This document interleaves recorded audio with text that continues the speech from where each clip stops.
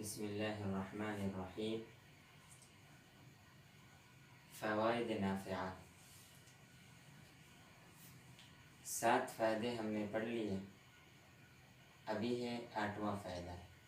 8ویں فائدے میں ہم پڑھیں گے 3 چیزیں: مہملہ اور معجمہ، فوقانیہ اور تحتانیہ، موحدہ اور مثلثہ۔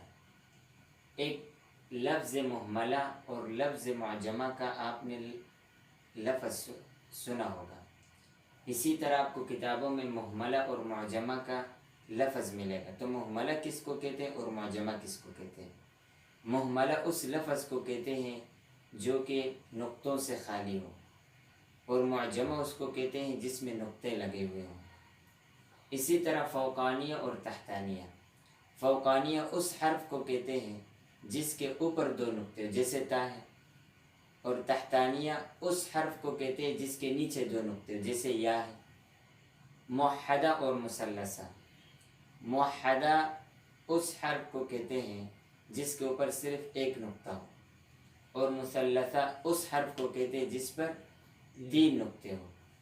جیسے موحدہ کی مثال نون ہے اور مثلثہ کی مثال سا ہے۔